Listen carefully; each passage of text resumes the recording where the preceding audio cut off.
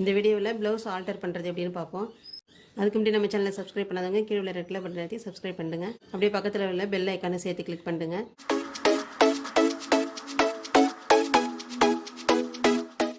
இன்றைக்கி நம்ம ப்ளவுஸ் டைட்டாக இருந்ததுன்னா அதை எப்படி லூஸ் பண்ணுறதுன்னு பார்ப்போம். இந்த ப்ளவுஸில் கை ரவுண்டாக ஜாயின் பண்ணியிருக்கிறாங்க. இதில் கையில் ஒரு தையலும் பாடியில் ஒரு தையலும் பிரித்ததுக்கு அப்புறமா எப்படி இந்த இடத்த கரெக்ட் பண்ணணும்னு சொல்லித்தரேன். இந்த ப்ளவுஸில் நம்ம இப்போ சைட்லேயும் கையிலையும் மட்டும் பிரித்து விட்டுருக்குறோம். பிரித்து விட்டதும் ஆனால் இந்த இடத்துல ஜாயின் பண்ண இடம் மட்டும் நமக்கு இந்த இடத்துல ஜாயிண்டாகவே இருக்கும். இதை எப்படி கரெக்ட் பண்ணணும்னா, இப்போ இந்த பக்கம் உள் பக்கம் இப்படி திருப்பிட்டோம்ல, இந்த தையல் நம்ம மடித்து வச்சுருக்கிறோம்ல, இதை இப்படி பிரித்து விட்டுடணும். அதே மாதிரி இந்த சைட்லேயும் நம்ம மடித்து வச்சுருக்கிறோம்ல, இதையும் பிரித்து விட்டுடணும். ரெண்டுத்தையும் நம்ம இப்படி எடுத்து விட்டுட்டு இப்படி எடுத்தோம்னா இந்த இடம் இப்படி நமக்கு ஓப்பன் வந்துடும்.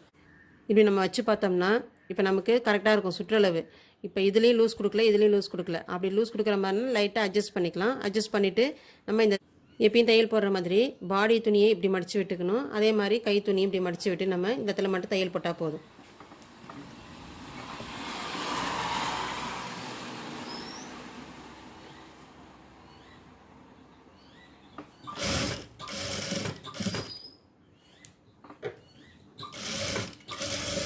ஃபஸ்ட்டு ஒரு தையல் போட்டோம். இப்போ இன்னொரு தையல் அது மேலே போட்டால் தான் ஸ்ட்ராங்காக இருக்கும். இப்போ 2 தையல் நம்ம போட்டு முடிச்சிட்டோம். இப்போ அந்த சைடு நம்ம பிரித்து விட்டு நம்ம தையல் போட்டதுனால நம்ம ஃபஸ்ட்டு தைக்கிற மாதிரியே அந்த ஃபினிஷிங் கரெக்டாக வந்துடும்.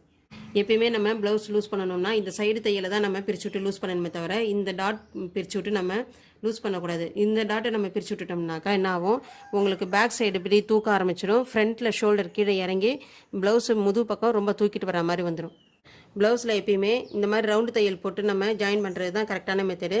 நீட்டு தையல் போடுறதை விட இது மாதிரி போட்டோம்னா நமக்கு இழுக்காமல் இருக்கும், கரெக்டாக இருக்கும்.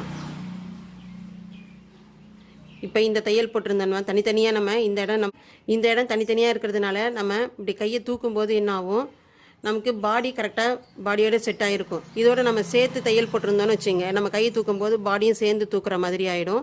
அதனால் இந்த மெத்தடில் கை ஜாயின் பண்ணுறது கரெக்டான மெத்தடு.